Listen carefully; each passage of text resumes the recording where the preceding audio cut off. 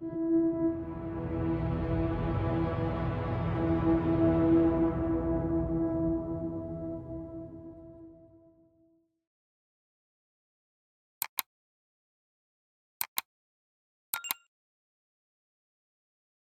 evening all, and thank you for tuning in to tonight's story. If you enjoy it, please remember to subscribe and like the video so we can continue bringing you more horror stories. Now, without further ado, take a deep breath and relax as we take a journey through the night.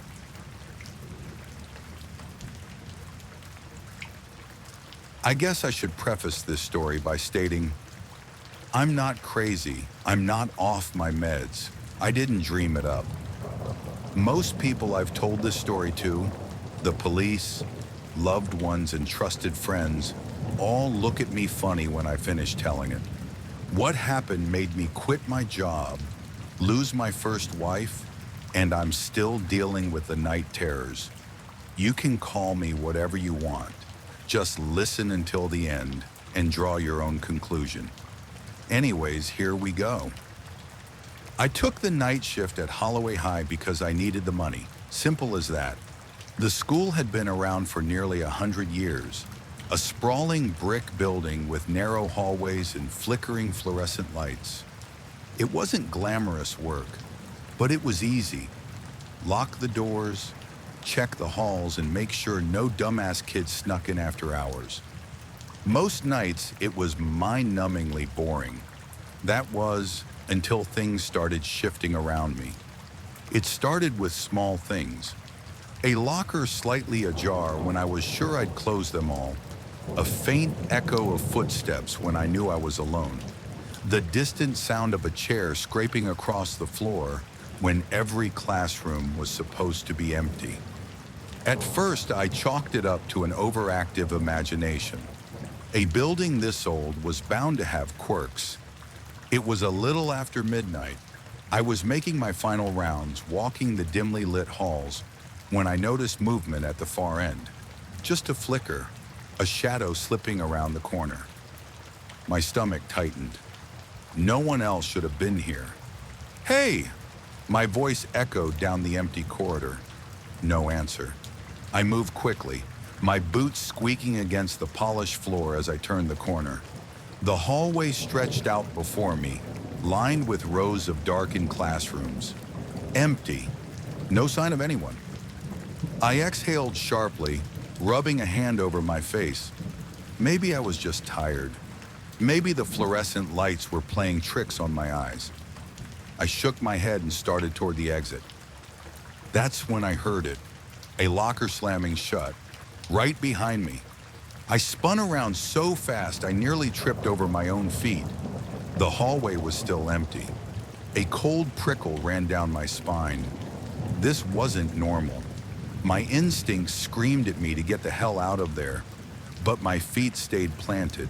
I took a hesitant step forward, scanning the rows of lockers. Then I saw him, a boy, standing at the very end of the hallway. He couldn't have been older than 14. His hair was neatly combed, his uniform pressed, but his face was contorted, fuzzy, like somebody had forced his head into a bag covered with static. Where his eyes should have been were two black holes peering ominously at me. His mouth was agape, frozen in fear. I swallowed hard. "Kid, you're not supposed to be here." He didn't move, didn't speak, just stood there watching me. I took a cautious step closer. "Where are your parents? You locked in here or something?" Nothing. The air around me felt heavy, pressing against my chest like I was suddenly walking through water. Every instinct screamed at me to turn and leave, but I couldn't shake the feeling that if I looked away, he would move. I blinked, and he was closer. My breath caught in my throat. I hadn't seen him move. 1 second, he was at the end of the hall.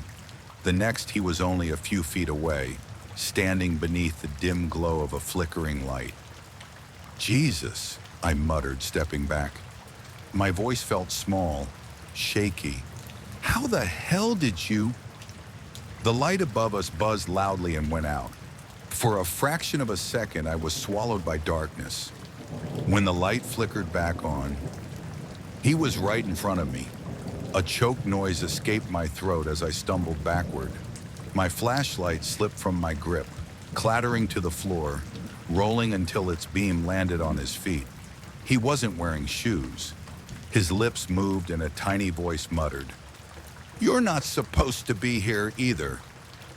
I ran. I didn't think, didn't turn back, just bolted down the hall, toward the exit, my breath coming in ragged gasps.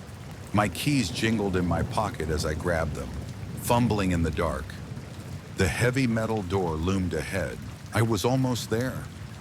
And then all the doors slammed shut at once. The sound was deafening, a chorus of steel clanging against steel. I skidded to a stop, heart hammering. The emergency exit in front of me was locked. A slow creak echoed behind me. I turned my head. The boy stood in the middle of the hallway, his head tilted too far to one side, his neck at a grotesque angle. I slammed my shoulder against the door, panic clawing at my throat. "Let me out!" The lights flickered wildly, casting jagged shadows across the walls. The air grew thick, suffocating, pressing into my lungs like something alive. The whispers swelled, rising to a deafening pitch. Then, everything went dark.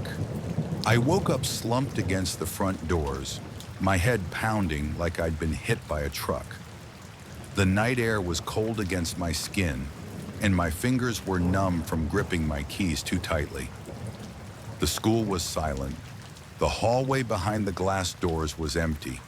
I fumbled for my phone, my hands shaking. Had I blacked out? Had I dreamed the whole thing? I scrambled to my feet, my breath fogging in the night air. My body ached, but I was outside. I was safe. I turned back toward the parking lot, desperate to leave, but something caught my eye. A single locker door swinging open inside the school. My heart clenched. And then, ever so faintly, from somewhere deep in the empty halls, I heard it. The locker slamming shut. The boy was still there.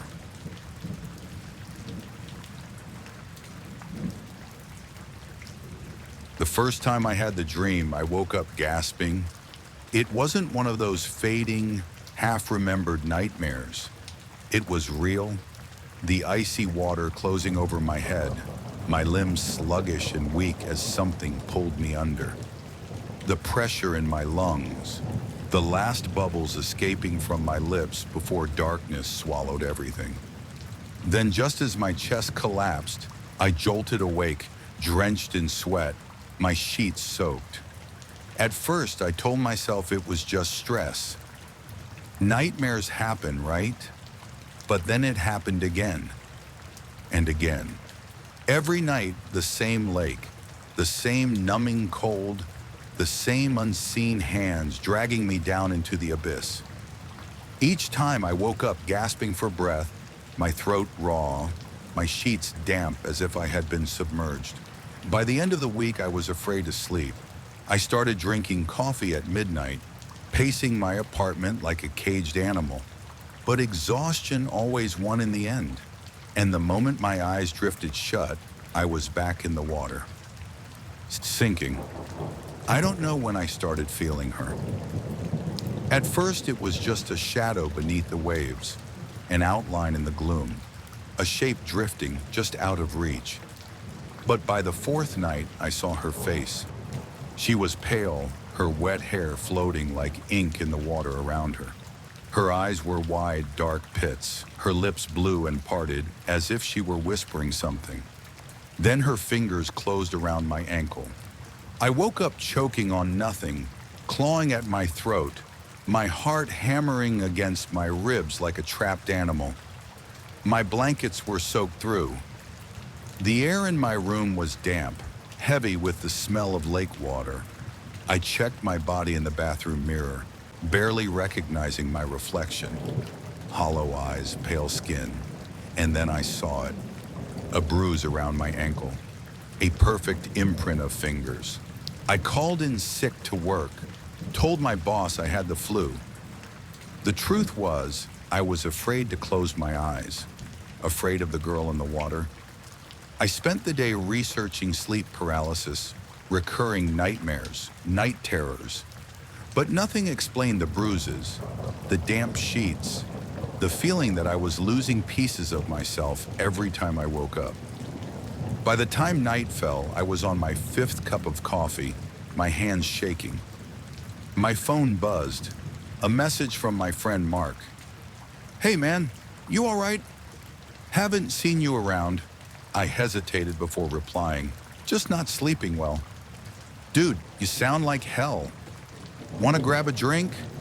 Might help."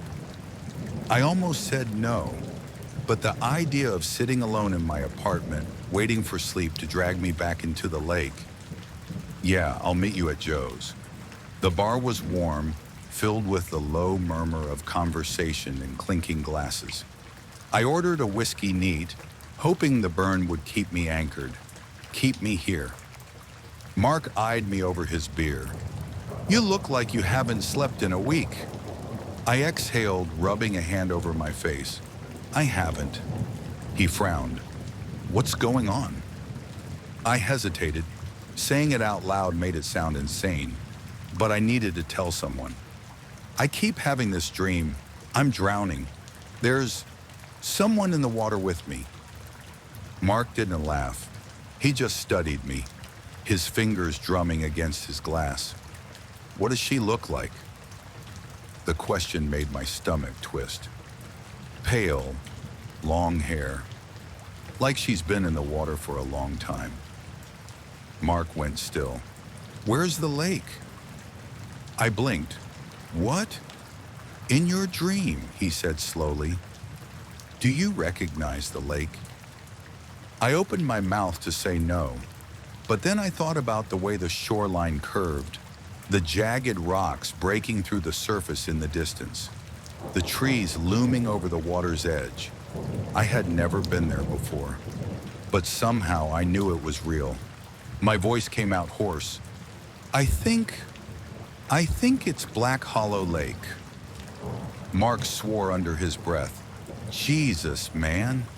A chill crawled up my spine. "What?" He hesitated. Then he leaned in, his voice low. "A girl drowned in Black Hollow. Years ago, they never found her body." The room suddenly felt too hot, the whiskey burning in my stomach. "How do you know that?" "My uncle was one of the divers that searched for her," Mark said. "Said the water was so dark down there, they could barely see a foot in front of them, like something was swallowing the light." I swallowed hard. "What was her name?" Mark hesitated. "Lena Carter." Lena, the name felt familiar, like something whispered in a dream. I didn't want to go. Every part of me screamed against it, but the dreams weren't stopping. The bruises were getting worse. I had to do something. Black Hollow Lake was an hour outside of town, hidden in the woods like a secret. The road leading to it was cracked and forgotten, the trees pressing in like they wanted to swallow the path entirely. When I reached the shore, I stopped and stared. I had been here before, not in waking life, but in my dreams. The air smelled the same, damp, earthy, tinged with decay. The water lapped gently at the shore, dark and still. I stepped closer, my heart pounding. "Lena!" The wind picked up, sending ripples across the surface. I took another step, the damp earth soft beneath my feet. "Help me!" The whisper came from everywhere. The trees, the water, the air itself. Then the water exploded. A hand shot out, fingers clawing at the shore. Then another, and then her face broke the surface. Lena. Her eyes locked onto mine, hollow and endless. Her mouth moved, forming the words I already knew. "Save me." Her arms latched onto my legs before I could move. The ground gave way beneath me, and suddenly I was falling. The cold hit like a shock, stealing the air from my lungs. I thrashed, trying to kick free, but her grip was iron. The deeper we sank, the darker it became. My lungs screamed for air. My vision blurred. Then, she let go. I kicked desperately, fighting my way upward. Light. I could see light. I broke the surface, gasping, choking, alive. The shore was right there. I scrambled onto it, dragging myself onto the damp earth, coughing up water. The lake was still again. Lena was gone. And then I saw it. Something had washed up onto the shore beside me. A skeleton. Twisted, broken, long hair still tangled around the skull. A bracelet dangled from one bony wrist, the name barely visible beneath the grime. Lena Carter. The police recovered her remains the next day. The medical examiner confirmed what I already knew. She had been murdered. They found the man who did it, a local who had disappeared around the same time she did. I didn't ask for details. That night I went to bed early. I turned off all the lights, and for the first time in weeks I didn't dream.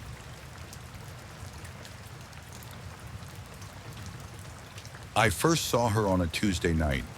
It was late, well past midnight, and I was walking home from my shift at the diner. The streets were quiet except for the occasional hum of a passing car. The air was crisp, the smell of rain still lingering from the earlier storm. I turned onto my street, already fishing my keys from my jacket pocket, when I heard it. A voice, soft, almost breathless. "Help me." I froze. The sound came from up ahead, near the corner where the old street light flickered, casting long shadows across the pavement. There, standing just beyond the glow, was a woman. She was barefoot, wearing a thin white dress that clung to her in the damp air.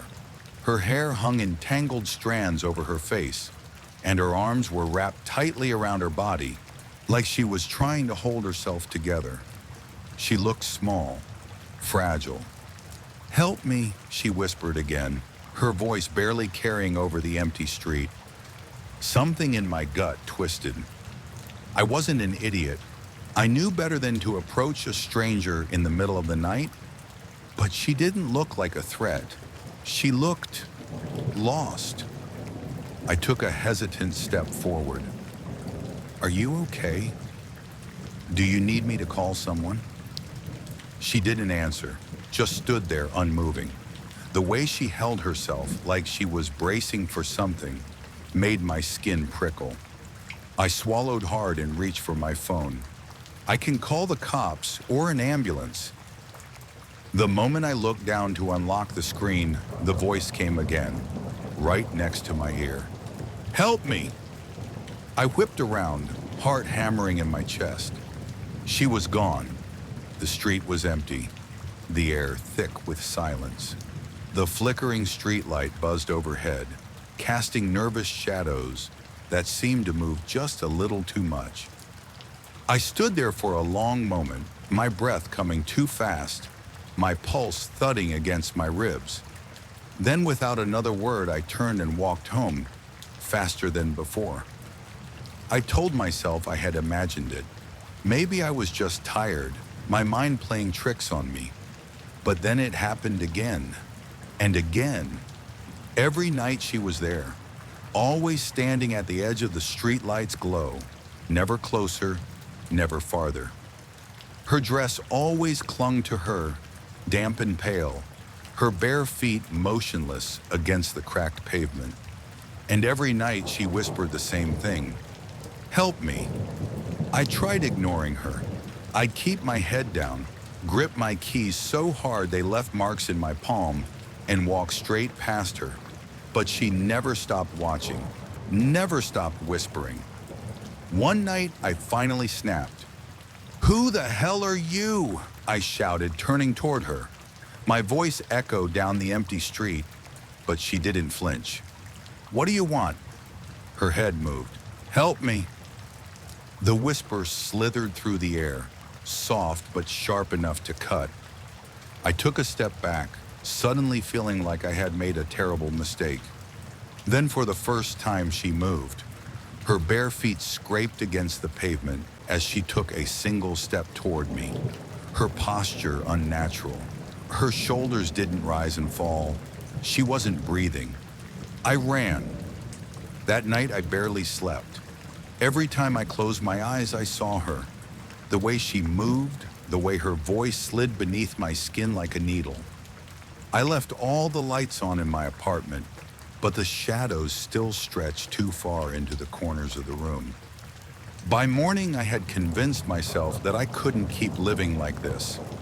I had to know who she was. I spent hours online searching for missing persons reports, old crime stories, anything that might explain her. And then I found it. 1987, a woman named Lillian Marsh had disappeared from this very street. She was last seen leaving her sister's house late one evening, wearing a white dress. Her car was found abandoned a few blocks away, the driver's side door hanging open. She was never seen again. I stared at the grainy newspaper photo of her face, my fingers cold against the keyboard. It was her. That night, I walked home slower than usual. The air felt heavy, pressing against my skin. My pulse thudded in my ears as I approached the flickering streetlight, my eyes already searching for her. She was there, but something was different. She wasn't standing at the edge of the light anymore. She was closer. For the first time, I could see her face clearly. Her skin was pale and wet, like she had just been pulled from a river. Her lips were cracked, trembling, her eyes sunken into dark hollows. But it was her neck that made my stomach lurch. A deep, jagged wound stretched across her throat, a gaping, blackened slit. The edges were torn, ripped. I felt bile rise in my throat. She had been murdered. Her lips trembled, her voice escaping in a ragged whisper. "Help me!" For the first time, I found my voice. "How?" She blinked.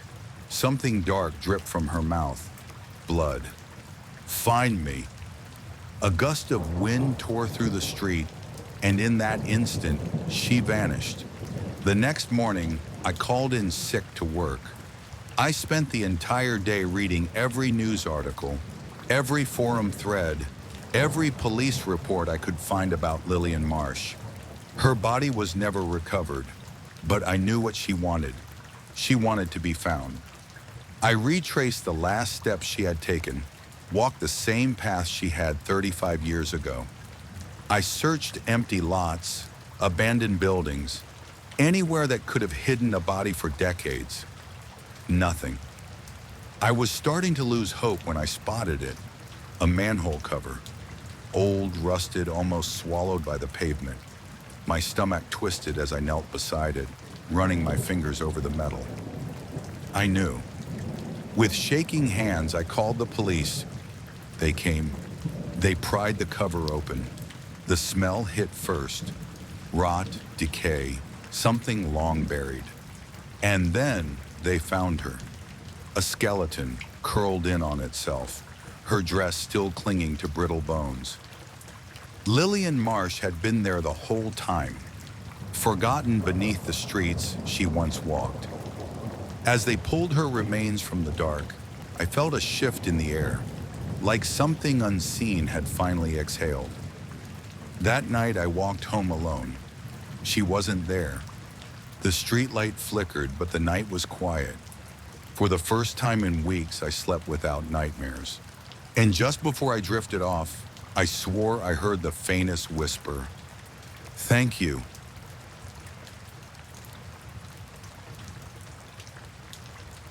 I arrived at the church just as the rain began to fall.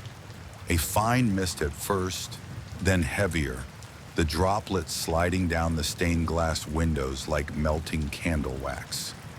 I hesitated under the eaves, adjusting my tie with fingers that trembled from something beyond the chill. The invitation had been simple. A black card slipped under my apartment door, unmarked except for a name I hadn't heard in years. Christopher Hayes. The name curled in my thoughts like smoke, stirring something deep in my chest. We had been friends once, long ago, before time and silence made strangers of us. I hadn't even known he had passed. Inside, the church was dim, lit only by the flickering glow of thick candles perched on the long wooden pews. The air smelled of wax and aged wood, laced with the faint bite of damp fabric from soaked coats. People were already seated, their faces turned forward, unmoving. Their silence stretched beyond grief. It was absolute, suffocating. I stepped carefully down the aisle, glancing at the figures lining the pews. Their expressions were vacant, their hands folded in their laps, breath shallow and slow. No one turned to acknowledge me. No whispers passed between them. Not a single cough or rustling of fabric disturbed the air. As I neared the casket, I felt a weight settle on my chest, a sensation like sinking into deep, cold water. The lid was closed, polished mahogany reflecting the candlelight in wavering streaks. No flowers, no photographs, no signs of mourning aside from the silent congregation. I took a seat near the back, my pulse quickening. The priest stood at the pulpit, clad in black robes that seemed to drink in the dim light. His face was gaunt, eyes sunken deep into their hollows, hands motionless at his sides. He did not speak. He did not move. The silence pressed heavier, thick as fog. The only sound was the rhythmic drip of rainwater sliding from the eaves outside. My breath came shallow, chest rising and falling in measured restraint. I clenched my hands together, the ridges of my knuckles paling under the pressure. The casket remained closed. Time crawled. Minutes stretched into an unbearable, endless stillness. I shifted in my seat, the sound of my movement deafening in contrast to the oppressive quiet. I glanced at the other attendees, searching for familiarity, for recognition, but their faces were blurred by shadows and distance. I was surrounded, yet utterly alone. And then, as if released from an unseen grip, the priest took a single step forward. His movement was deliberate, too slow, as if the air resisted him. He reached the casket, his skeletal fingers grazing the polished lid. A shiver crawled up my spine, an instinctive response to something unseen, yet deeply felt. The priest raised his head, and though his lips did not part, I heard his voice as if it came from the walls themselves. The final guest has arrived. A cold sweat broke across my skin. My mouth went dry. I turned to look behind me, expecting another latecomer, someone slipping in unnoticed. There was no one. When I faced forward again, the congregation had shifted. Heads slowly turned in unison, their vacant eyes fixing on me. Their silence carried weight, something heavier than sorrow, something ancient. My heart pounded, a wild drumbeat against my ribs. The priest placed both hands on the casket lid. The pressure in the air thickened, the candle flames wavering, though no breeze stirred. Slowly, painstakingly, he lifted the lid. Darkness gaped from within. The casket was empty. I gripped the pew in front of me, breath frozen in my throat. The congregation did not move. They sat like wax figures, their eyes never leaving me. "It is time," the priest intoned, and this time his lips did move, though the voice felt disembodied, stretching beyond the walls of the church, beyond time itself. The candlelight dimmed. Shadows lengthened, pooling like ink across the floor. I stumbled to my feet, the wooden pew groaning under my movement. My pulse thundered in my ears. This isn't... My voice cracked, hoarse and brittle. The priest extended a hand toward the casket. My stomach lurched, every fiber of my being screaming to run, to turn away. But my feet would not obey. The silent mourners stood in unison, their movements eerily synchronized, blocking the exit. Their expressions never changed. A shudder passed through the walls, the air itself seeming to vibrate with something unseen. The rain outside had stopped. The world beyond the church felt impossibly distant, as if it no longer existed at all. You were the last to arrive, the priest said, softer now, almost gentle. The final guest. The final guest. The words rang in my skull, disjointed, foreign. I looked back at the casket, at the gleaming wood, the deep abyss within. The candlelight revealed something inside now, something pale, something still, a reflection. My own face stared up at me, lifeless, eyes unseeing, hands folded neatly over my chest. The walls groaned, the pews trembled. The congregation tilted their heads in perfect synchrony, as if waiting for something. My breath came in short, sharp bursts. I staggered backward, but there was nowhere to go. The silent figures stepped closer, their presence suffocating, surrounding, endless. The priest placed a hand on my shoulder, a touch like ice. You may rest now. A final whisper of candlelight, a last echo of breath, and then there was nothing.